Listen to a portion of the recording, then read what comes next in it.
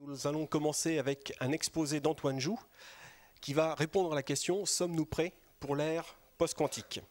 Donc Antoine a obtenu sa thèse en informatique sous la direction de Jacques Stern en 1993. Il a été ingénieur de l'armement jusqu'en 2012 et il travaillait comme sous-directeur scientifique à la Direction centrale de la sécurité des systèmes d'information, la DCSSI, qui est aujourd'hui l'ANSSI. Après avoir été professeur associé à l'université de Versailles-Saint-Quentin-en-Yvelines, il est titulaire depuis 2013 de la chaire de cryptologie de la Fondation partenariale de l'université Pierre et Marie Curie, et il est rattaché au laboratoire Lipsys, où il dirige l'équipe Almasty. Il est, comme je vous dis ce matin qu'on avait 5 chercheurs consécutifs avec une bourse ERC, donc il est également lauréat d'une bourse ERC obtenue en 2015. Et également, Antoine est le second chercheur français à avoir obtenu le prestigieux prix Gödel, qui récompense des travaux remarquables en informatique théorique. Et donc Antoine, je te laisse maintenant nous répondre à la question si nous sommes prêts pour l'ère post-quantique. Donc oui, alors ça c'est un peu une question imposée. On m'a demandé de répondre à cette question. Sommes-nous prêts pour l'ère post-quantique? Donc je ne vous promets pas une réponse qui soit celle que vous ferez un spécialiste du domaine, parce que je ne suis pas du tout un spécialiste du monde quantique et un peu de la crypto. Et évidemment, je m'intéresse à la partie crypto post-quantique. Donc on va commencer par le commencement. Et avant de se demander ce que c'est que l'ère post-quantique, il faut savoir de quoi on parle, pourquoi est-ce qu'on a besoin de parler de ça. Et le cœur du problème, c'est l'existence, ou l'existence supputée en tout cas, d'objets qui sont encore pas complètement créés de manière parfaite, qu'on appelle les ordinateurs quantiques. Et ces objets proviennent de la physique fondamentale, et en particulier de ce qu'on appelle la physique quantique. Alors bon, clairement, je ne suis pas un spécialiste de physique, mais je vais vous en donner une version la plus imagée possible, juste histoire qu'on sache vaguement de quoi on parle. Si vous êtes un expert, vous allez bien sûr vous dire que je raconte n'importe quoi, mais ce n'est pas grave, ça permettra d'avoir une idée de ce qui se passe. Donc, dans le monde réel, dans le monde dans lequel on est habitué, un objet, voilà, on le voit, il est dans un certain état, tout va bien, on sait ce qui se passe. Et puis quand on descend dans l'échelle de la matière, qu'on va voir des objets tout petits, il se passe tout un tas de phénomènes tout bizarres auxquels on ne comprend rien d'un point de vue intuitif, et que les physiciens ont mis longtemps à décrire. Et bon, donc maintenant, il y a une théorie qui décrit ça, qu'on appelle la physique quantique, et qui dit tout un tas de choses, sur lesquelles je ne vais pas m'étendre, mais qui dit en particulier que quand on a un état physique microscopique, il peut être simultanément, enfin du moins c'est une des interprétations, dans plusieurs états à la fois. C'est-à-dire qu'en fait, il y a un état physique qui est bien plus compliqué que ce qu'on imagine d'habitude. Quand on a dans le monde habituel, vous avez une porte, elle est soit ouverte, soit fermée, on est tranquille, tout va bien. Dans le monde quantique, ok, il faut des portes beaucoup plus petites, mais elles peuvent être dans un état bizarre où elles sont un peu ouvertes, un peu fermées, on ne sait pas trop bien. Et tant qu'on ne va pas observer l'état précis de la porte en lui demandant « dis-moi, t'es ouverte ou t'es fermée ?» elle est dans un état bizarre. Et au moment où on lui demande, elle décide « bon, finalement, je vais être ouverte » ou « finalement, je vais être fermée ».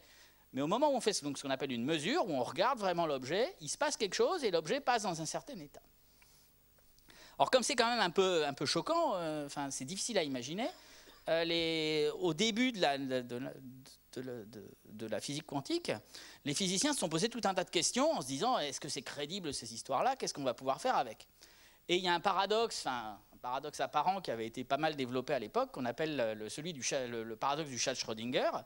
Donc c'est l'idée de dire qu'est-ce qui se passe si on utilise cette physique quantique microscopique pour piloter un événement macroscopique. Donc on met un chat dans une boîte, et en fonction d'un événement quantique qui peut être soit ouvert, soit fermé, qui peut se passer de deux façons, on décide de laisser le chat tranquille ou de le tuer dans sa boîte.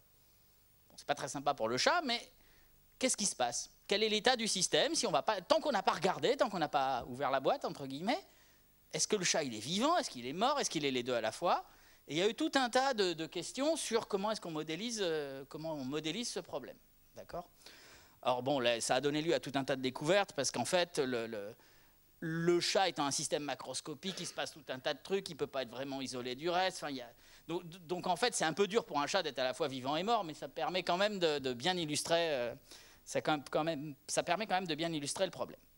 Donc voilà, donc on a notre pauvre chat qui est tranquillement en train de jouer ou qui s'est fait écraser par une voiture, on ne sait pas trop. Et vous allez me dire, mais quel est le rapport avec la crypto et avec le calcul quantique? Alors, le rapport, c'est cette notion que j'évoquais tout à l'heure d'ordinateur quantique. Et alors la question qu'on peut se poser sur ça, c'est un ordinateur quantique, c'est pourquoi faire? Qu'est-ce qu'on veut faire avec cette chose-là? Alors, quand on étudie la conception de l'ordinateur quantique, aujourd'hui c'est vraiment un travail de laboratoire, les physiciens qui travaillent là-dessus font vraiment des choses magnifiques et qui auraient été jugées totalement impossibles il y a peut-être 10 ou 15 ans. Et l'une des choses qu'ils font en particulier, c'est que d'un point de vue théorique, ils explorent de manière extrêmement précise quelle est la limite du monde quantique, comment ça se passe, comment quand un système devient gros, il va commencer à se comporter de manière classique ou pas. Enfin, c'est vraiment quelque chose de très très très compliqué. Et c'est quelque chose de très important aussi. Alors pourquoi c'est important? Parce que la physique quantique, c'est une théorie physique qui est super précise, c'est vraiment une des théories les plus précises qu'on a aujourd'hui, elle est capable de faire des prédictions incroyables de choses qui se passent. Et pourtant, fondamentalement, on a un souci, c'est qu'on a une autre théorie physique à grande échelle qu'on appelle la relativité générale, et on sait que les deux sont incompatibles. Alors quand on a deux théories physiques qui marchent bien et qui sont incompatibles, on est embêté parce que quand on a des phénomènes qui sont à la limite entre les deux, on ne sait pas laquelle appliquer, on ne sait pas ce qui va se passer, on est dans des états bizarres. D'accord? Bon. Donc la première possibilité, c'est on va travailler sur cette idée d'ordinateur quantique parce que ça permet vraiment de fabriquer des états physiques complètement invraisemblables avec lesquels on va vraiment aller pouvoir étudier les limites du monde réel et savoir ce qui se passe vraiment. L'autre idée, qui est plus pragmatique, c'est de se dire, si on est capable d'utiliser la mécanique quantique pour faire des ordinateurs, peut-être qu'ils seront mieux que les ordinateurs actuels et qui permettront de résoudre plus rapidement des problèmes qu'on pense être difficiles aujourd'hui. D'accord? Et justement, quand on s'intéresse à la crypto post-quantique, c'est cette idée qu'on a en tête. C'est qu'est-ce qui se passe si d'ici quelques années, on est capable de construire vraiment des ordinateurs quantiques qui font des choses plus puissantes que les ordinateurs actuels. Alors avant d'aller regarder dans les détails les conséquences, essayons de comprendre ce que c'est qu'un ordinateur quantique.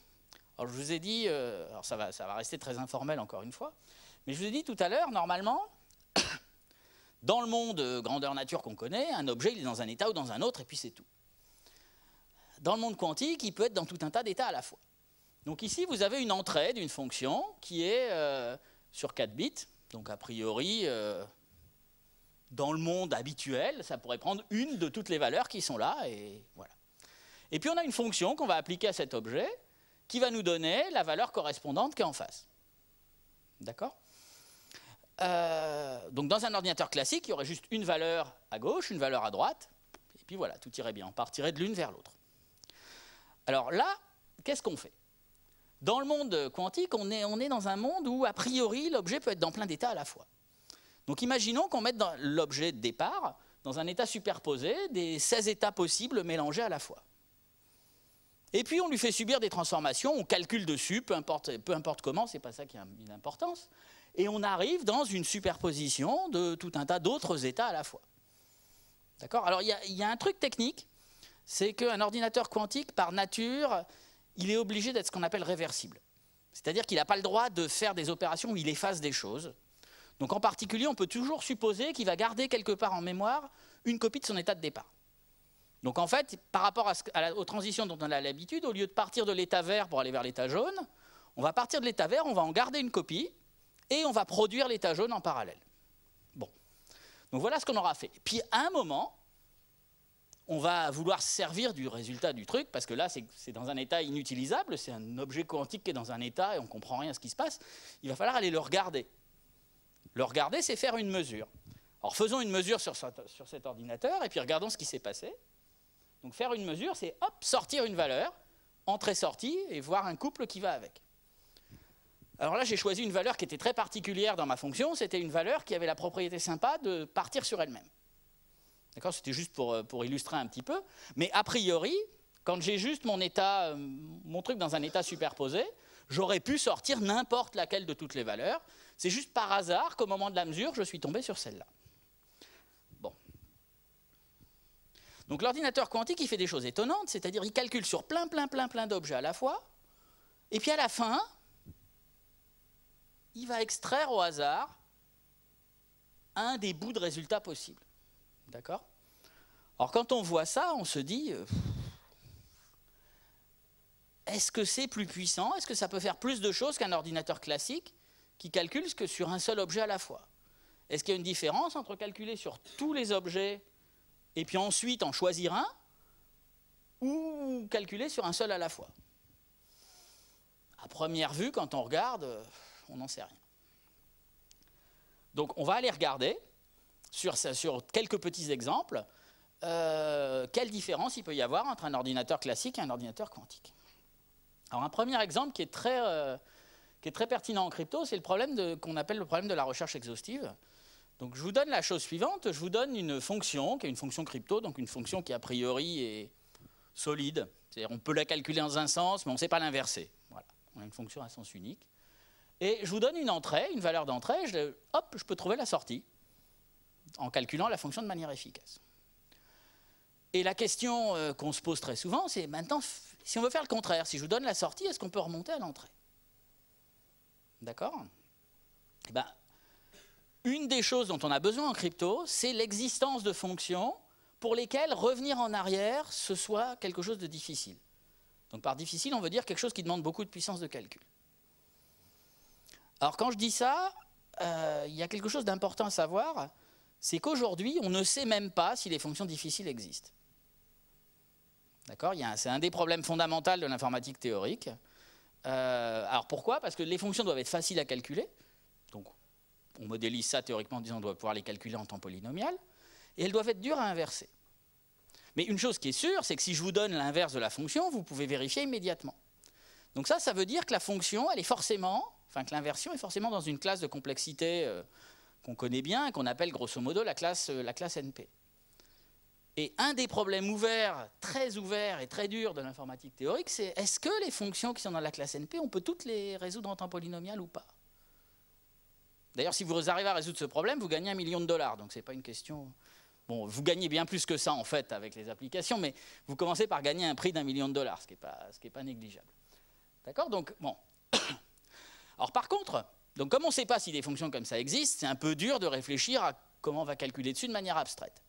Mais on a une modélisation qui essentiellement dit « Ok, imaginons qu'on ait ce que je vais appeler informellement une fonction parfaite, pour laquelle on sache l'évaluer, mais c'est tout. C'est la seule opération qu'on vous donne. On vous donne une boîte qui permet d'évaluer la fonction comme ça.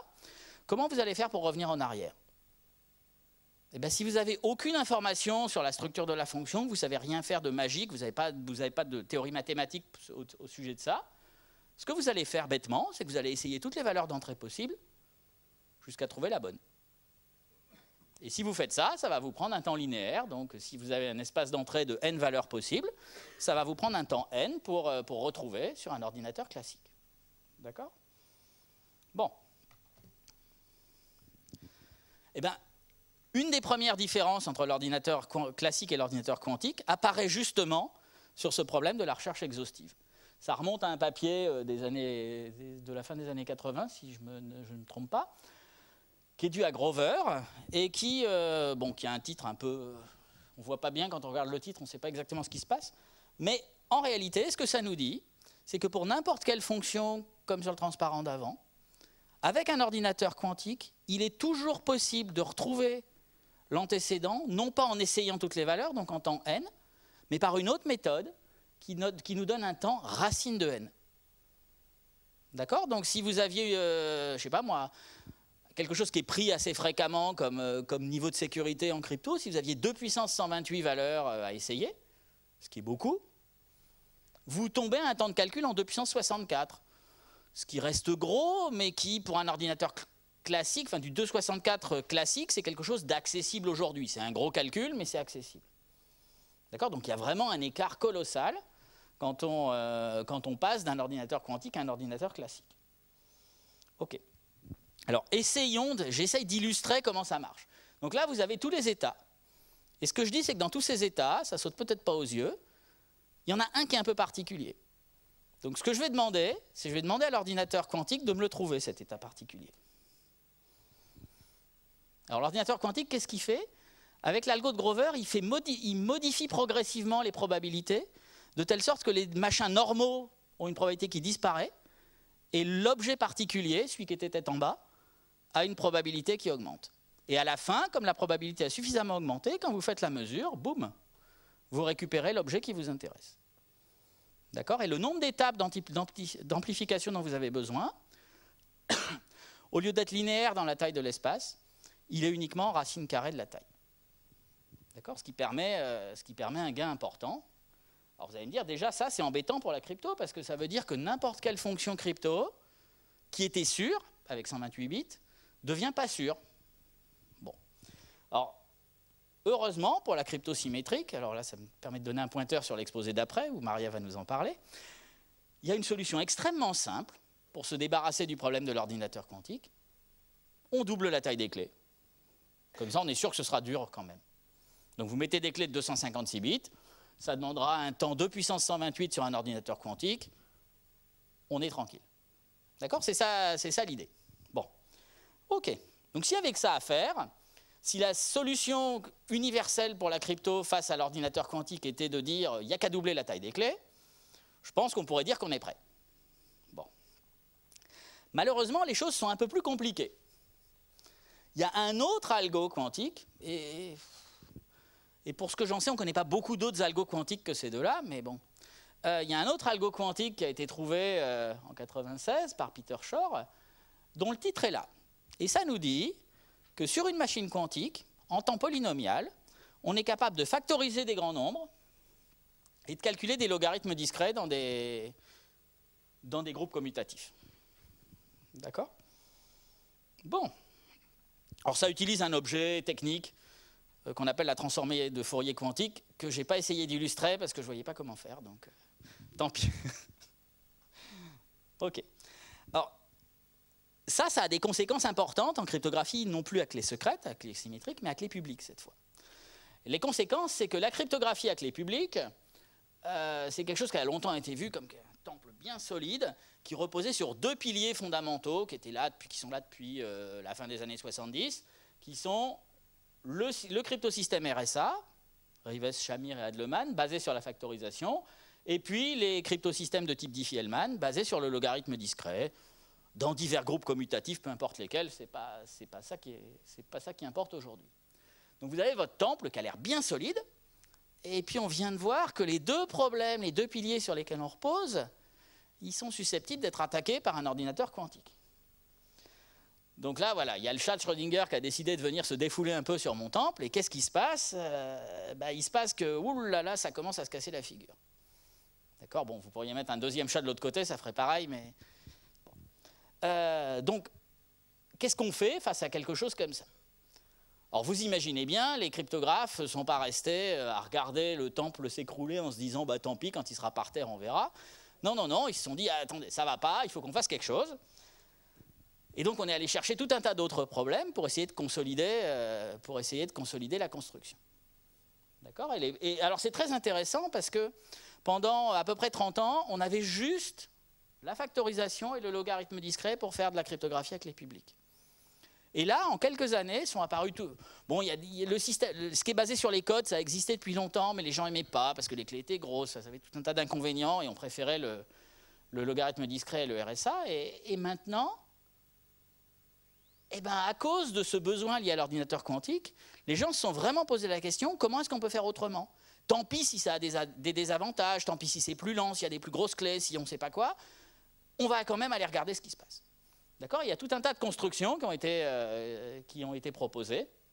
Donc il y a des choses basées sur les réseaux, donc très liées à ce qu'évoquait Damien Stellé ce matin. Il y a des choses basées sur les codes, il y a des choses basées sur des systèmes d'équations multivariées, un truc avec des maths beaucoup plus compliqués sur les isogénies entre courbes elliptiques super singulières. Mais enfin bon, il y a tout un tas de choses qui ont été proposées pour essayer de venir boucher, de venir redresser le temple et éviter les problèmes. D'accord? Bon. Donc, en ce sens-là, on peut se dire que, OK, peut-être qu'on n'est pas complètement prêt, mais au moins, on a commencé à essayer de mettre en place de quoi se préparer pour l'arrivée potentielle d'un ordinateur quantique. Alors, ce qu'on pourrait faire, c'est se poser la question d'une autre façon. C'est en vrai, est-ce qu'on a réellement besoin d'être prêt? D'accord? Bon, premier point pour lequel on pourrait se dire qu'il n'y a pas besoin d'être prêt, il n'y a pas d'ordinateur quantique aujourd'hui. Et puis ça fait à peu près 15 ans que les physiciens disent dans 10 ans il y en aura. Donc quand on fait des prédictions aussi longues, ça veut dire en fait qu'on ne sait pas. Donc on ne sait pas quand est-ce qu'il y en aura. Et je pense que c'est assez raisonnable. Ça peut arriver demain, ou ça peut arriver dans 50 ans, ou jamais, on ne sait pas. Donc à mon avis, on verra bien.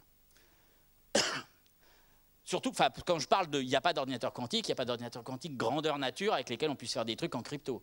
Il y a des minuscules prototypes, mais qui travaillent sur suffisamment peu d'états pour ne pas avoir d'impact sur ce qui nous intéresse. Alors d'un autre côté, les gens qui s'en inquiètent disent « bah oui, mais le problème, c'est qu'imaginez que vous ayez un grand méchant qui décide d'enregistrer toutes les communications aujourd'hui sur Internet. » Bon, c'est un peu irréaliste comme scénario, on sait bien, mais imaginons que ça arrive. OK. Eh bien, qu'est-ce qu'il pourrait faire, ce grand méchant? Il pourrait, le jour où il dispose d'un ordinateur quantique, l'utiliser pour déchiffrer toutes les communications passées. D'accord? Et donc les gens se disent, bah oui, mais alors face à ce problème, il faut vraiment être prêt tout de suite. Il faut vraiment se précipiter, faire un truc, parce que sinon, on aura des ennuis. D'accord? Bon. Alors, l'exploitation a posteriori, qu'est-ce qu'on peut vraiment en penser? Alors, un truc que je ne comprends pas, c'est quand on parle de cette exploitation a posteriori, c'est les gens s'inquiètent énormément de l'exploitation a posteriori face à l'apparition de l'ordinateur quantique. Et un truc qui serait tout aussi grave et dont on s'inquiète beaucoup moins, c'est qu'est-ce qui se passe si après-demain, quelqu'un dans la salle, je ne sais pas, un monsieur au fond là-bas, découvre un algorithme de factorisation qui factorise tous les grands nombres en très peu de temps sur un ordinateur. Bah, à ce moment-là, les piliers de la crypto, ils sont tout aussi par terre. Et bizarrement, on ne s'en inquiète pas. D'accord? Et pourtant, les progrès algorithmiques, ça peut arriver très vite, sans qu'on s'y attende. Et quand ça arrive, comme on dispose déjà des ordinateurs pour les mettre en œuvre, les conséquences sont extrêmement rapides. Donc typiquement, ces 2-3 dernières années, il y a eu un progrès sur le log discret dans certains groupes qui, par hasard et par bonheur, n'étaient pas vraiment utilisés dans les protocoles crypto, mais il l'aurait été, c'était pareil. Et ces progrès ont fait qu'un problème qui semblait difficile, pour lesquels on ne savait pas le résoudre avec des clés de plus de 1000 bits, et d'un coup, en 2 ans, on est passé de 1000 bits à plus de 10 000. Comme ça, simplement par un progrès algorithmique. D'accord? Donc ce que je veux dire, c'est que, ouais, on s'inquiète de l'ordinateur quantique, mais on pourrait s'inquiéter tout aussi bien d'autres choses. D'accord? Et c'est arrivé plein de fois dans le passé que des choses qui semblaient être des piliers de la crypto se cassent la figure et se retrouvent disséminées un peu partout par terre. D'accord? Donc est-ce qu'il faut être prêt? Est-ce que c'est ça la bonne chose pour laquelle il faut se préparer? On ne sait pas vraiment. D'accord?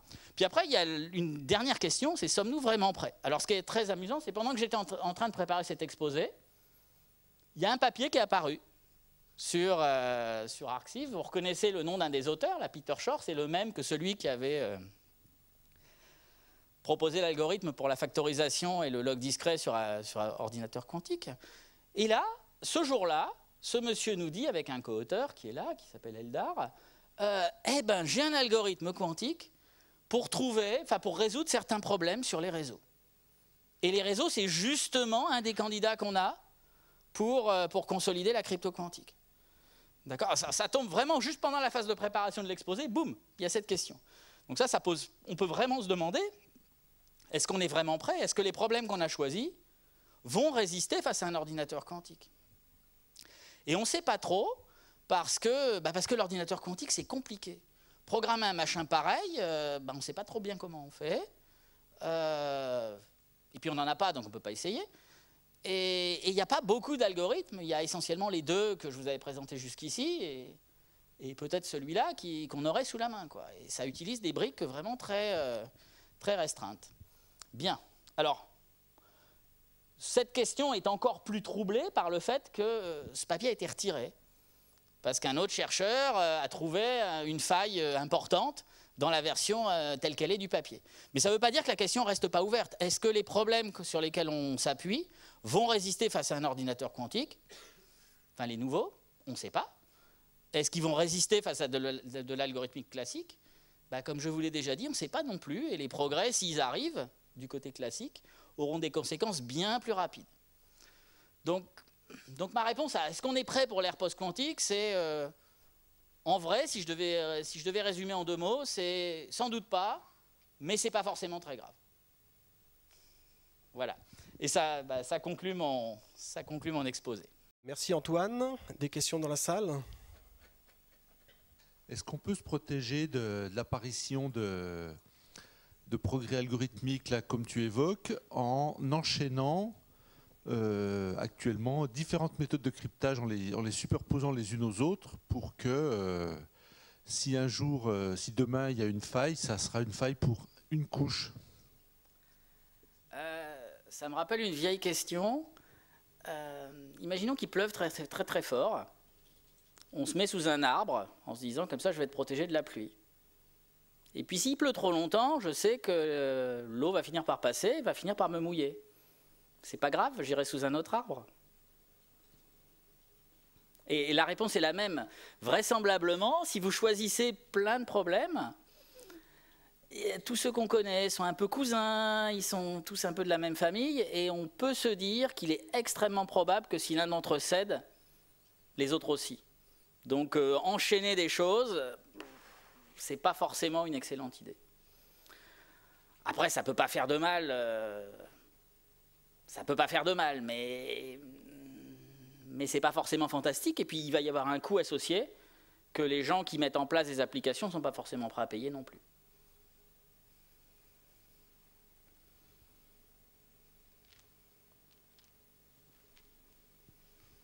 Je voudrais un peu parler d'actualité, là, ce qui se passe en ce moment. Il y a par exemple Symantec, la société antivirus, qui travaille sur des algorithmes pour lutter contre les virus. Avec l'intelligence artificielle, ils élaborent ça avec la NSA, entre autres. Et dans les labos là-bas aux États-Unis. Et donc, avec des intelligences artificielles, moi, ça me pose une question. C'est que elles vont fabriquer des antivirus, donc. Mais si elles se mettent à fabriquer des virus et qu'elles se battent entre elles, parce que ça risque peut-être aussi d'arriver ce genre de problème technique, quoi, je dirais. Niveau algorithmique par rapport au mécanisme de l'intelligence artificielle qui se développe quand même en ce moment. Je ne sais pas si la question a un rapport direct avec mon exposé, mais je peux au moins trouver un rapport un peu indirect. Il y a quelques temps, une quinzaine de jours, 3 semaines, j'en sais rien, il y a un article qui a été publié où justement des gens ont utilisé des réseaux de neurones pour se poser la question, est-ce qu'avec des réseaux de neurones, on est capable de fabriquer des processus de chiffrement? Alors, ils ont joué à ça, ils ont mis des réseaux, donc ils en avaient 2 dont l'objectif était de communiquer entre eux de manière secrète, et un 3e dont l'objectif était d'écouter ce que disaient les autres. Donc, il y avait les 2 cryptographes gentils, et puis le cryptanalyste méchant, qui essayait de se battre. Et conclusion de l'étude, ils sont arrivés au fait que les réseaux de neurones sont capables de fabriquer, au bout d'un certain nombre de générations, en faisant des trucs entre eux, une méthode de sécurité que le réseau de neurones espion n'est pas capable de casser. D'accord?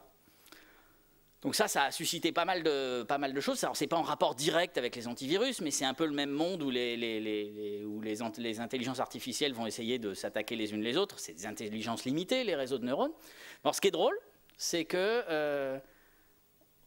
bon, c'est une boutade, mais ce qui est drôle, c'est qu'avec une intelligence limitée, on est capable de trouver un mécanisme pour communiquer de manière secrète que quelqu'un avec la même intelligence limitée n'est pas capable de déchiffrer. Donc en gros, on peut arriver à la conclusion que faire de la cryptanalyse, c'est plus dur que de faire de la conception. Mais ça ne répond pas tout à fait à la question. D'autres questions?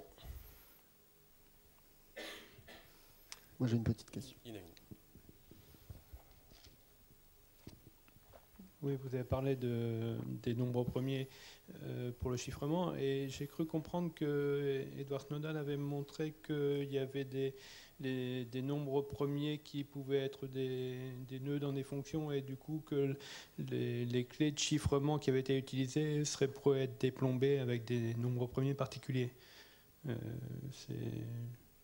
Pas entendu parler de ça. Enfin, c'est-à-dire qu'en fait, dans les tables qui sont utilisées, tous les nombres premiers ont été choisis pour que ça puisse être décrypté facilement. Donc sans faire appel à l'ordinateur quantique. Ok, alors ça peut c'est une question difficile à interpréter. Donc on peut l'interpréter d'une première manière, c'est quand les gens fabriquent des clés RSA en utilisant des nombres premiers. Est-ce qu'ils peuvent faire n'importe quoi en choisissant des mauvais nombres premiers?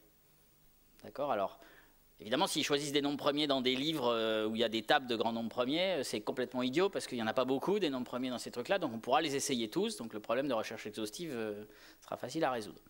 Mais en fait, on a découvert il y a quelques années maintenant un truc très rigolo, c'est que quand la méthode de choix est pas bonne, et ça peut arriver pour plein de raisons, parce que votre programme est mal foutu, parce que vous avez utilisé des machines virtuelles qui sont des copies l'une de l'autre, donc qui ont généré la même chose. Enfin, vous pouvez vous retrouver avec des clés qui possèdent un facteur premier commun et pas l'autre. Et dans ce cas-là, il y a une méthode extrêmement simple et extrêmement rapide pour retrouver le nombre premier commun, et donc tout factoriser, parce qu'il n'y a que 2 nombres premiers par nombre. C'est le calcul de PGCD. D'accord. Et ça a été utilisé à grande échelle. Et il y a des gens qui ont réussi à factoriser des millions de clés RSA qui étaient présentes sur le web, simplement à cause de cette faille de génération des nombres premiers. Alors, il y a une deuxième façon d'interpréter la question, c'est dans le contexte du log discret. Est-ce qu'on peut construire des corps finis modulo un nombre premier où on ait un peu trappé les choses pour que le problème du logarithme discret soit plus facile pour un attaquant que pour quelqu'un qui essaye légitimement pour un attaquant qui a mis une trappe dans le nombre, que pour quelqu'un qui essaye d'attaquer de manière normale sans avoir l'information supplémentaire. Et il y a un certain nombre de méthodes pour essayer d'améliorer un peu.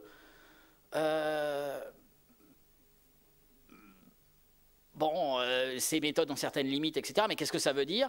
Ça veut dire que vraisemblablement, reposer sur des paramètres crypto qui ont été générés à l'extérieur, ce n'est pas forcément l'idée la plus géniale du monde, et que tant qu'à faire, et ce ne serait pas très difficile à faire dans les codes, ce serait un peu moins efficace, mais pendant que l'utilisateur ait à générer sa clé publique, il pourrait générer les paramètres qui vont avec en même temps, comme ça au moins, s'ils ont été générés localement par du code qui a été audité, vérifié, tout ce qu'on veut, il y a de bonnes chances que les paramètres ne soient pas trappés.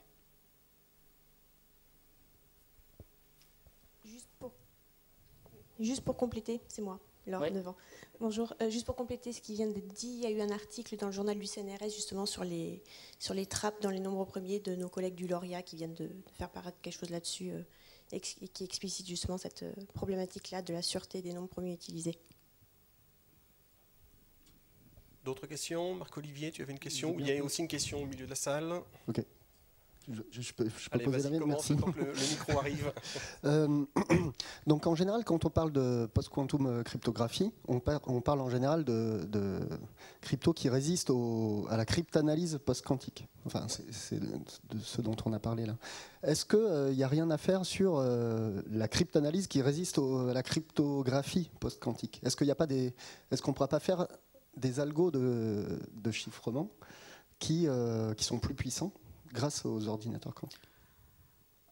Alors, en fait, ça c'est ce qu'on appelle la cryptographie quantique, mais aujourd'hui, ce qui a été imaginé aujourd'hui, c'est plus de se focaliser vraiment sur est-ce que la physique quantique peut directement offrir des fonctionnalités crypto. Et ce qu'on sait faire essentiellement aujourd'hui, c'est ce qu'on appelle de l'échange de clés quantiques. La difficulté de l'échange de clés quantiques, c'est que il y a des hypothèses physiques extrêmement fortes sur le lien entre les utilisateurs qui veulent s'échanger une clé. C'est-à-dire qu'en gros, pour pouvoir s'échanger une clé, il faut qu'on ait une communication directe entre nous. On n'a pas la possibilité de passer par un relais, sinon au niveau du relais, on pourra tout espionner. Alors évidemment, si on fait confiance au relais, pourquoi pas, mais donc typiquement, sur cette histoire de communication quantique, il y a eu pas mal de battages récemment sur les Chinois qui auraient envoyé un satellite qui permet de faire de l'échange quantique entre le sol et le satellite. Mais à titre personnel, échanger une clé avec un satellite chinois, je n'en ai rien à faire. Et je pense que c'est pareil pour beaucoup de gens dans la salle. Le truc que je veux, c'est échanger une clé avec quelqu'un avec qui j'ai envie de parler. Et si je n'ai pas une vue directe, une communication directe, une fibre optique, un truc, je ne peux pas utiliser la crypto quantique. Alors après, la question de construire des systèmes qui utilisent l'ordinateur quantique dans les phases de chiffrement et de déchiffrement pour les utilisateurs légitimes, ça c'est une question qui a été beaucoup moins explorée. Je ne sais même pas si elle l'a été du tout d'ailleurs. Et je pense que c'est simplement parce qu'on ne sait pas bien encore comment on va écrire des programmes sur ces machines.